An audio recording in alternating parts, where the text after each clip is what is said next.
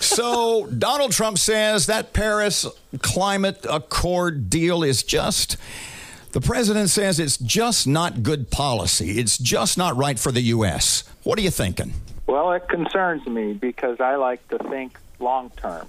And when you see companies like Microsoft, Dow Chemical, ExxonMobil, ConocoPhillips, Google, all these companies tried to urge the president to stick with that accord, and he only listened to a select few advisors, namely Steve Bannon and Scott Pruitt, and he didn't even listen to his own daughter and his own Secretary of State, a former CEO of Exxon, mind you, and he came down with a very short-sighted view to keep a campaign promise, which in and of itself was based on Trump digs coal. So sticking by promises is something I like to do, but when you fence yourself in a box because of these sorts of promises that appeal to a narrow base, that's not good policy. The Paris Accord had issues, though. You will admit that, correct? Well, it had some issues in that it did not go far enough for what we let me bring up what I perceive to be an issue. The Paris Accord that President Obama signed on to called for the United States over the next 10 years. You said about thinking long term. I guess you mean more than 10 years. The Paris Accords called for the U.S. over the next decade to contribute between $100 billion and $3.5 trillion to nations, i.e. China, India, etc., who would not be bound by any CO2 limits, right? Robert, no, that was $3 billion over 10 years, not $3 trillion. $3 billion over 10 years is less than 1/100th of 1% of our budget. Well, the number I saw last night was a minimum $100 billion. For a nation that's $20 trillion in debt, can we really afford even 39 cents? No, the amount that we were going to contribute to the Green Energy Fund was $3 billion. And this was a voluntary commitment. Rather than withdrawing from the entire agreement, Trump could have changed his policies as he wished. For example, instead of reducing our carbon emissions by 26%, he could have lowered that unilaterally. But isn't the real reason that everybody in Europe is so upset, everybody everywhere is so upset because now they're not going to get all that free U.S. money? Isn't the Paris Accord really just sort of the NATO of climate change, and the U.S. is doing all the heavy lifting and heavy spending? Well, now, it wasn't Europe that was going to get the money from this Green Energy Fund. There were developing countries that had made commitments that were really a reach for them.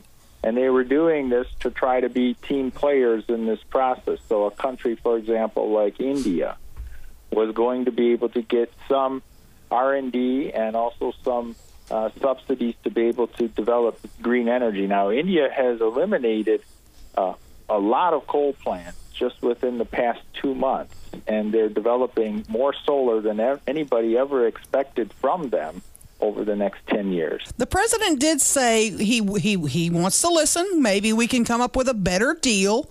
Are you optimistic that he means that he will look to put a new deal in place that is more favorable to the U.S.? Well, it's hard to negotiate when you're standing alone within the world. It would have been easier to lower our commitments if that's what he believed, but stay within the pact. When you withdraw, other countries are going to step in to fill that void, namely China and Europe. And what I'm concerned about is a number of the technology companies in this country that are working on clean energy technologies. They're going to relocate now their R&D to countries that are more favorable towards this technology. But the president says this accord, we were losing jobs, and we stood to lose even more jobs. Agree, disagree? Yeah, I don't see that. Did you see what the biggest loser was this morning? Oil. Oil has fallen 2.5% just since yesterday because oil traders see that the U.S. now is going to go hell-bent on taking as much oil out of the ground, and they're going to exacerbate the existing glut. Getting back to the financial aspect of it for the USA, what's the advantage to America giving billions and billions and billions of our dollars, which, by the way, we don't have, to developing, as you refer to them, countries like India or China, who aren't bound by any rules of the Accord. It was a non-binding agreement. There's no enforcement measures in the Paris Accords. As I mentioned before now, this was $3 billion.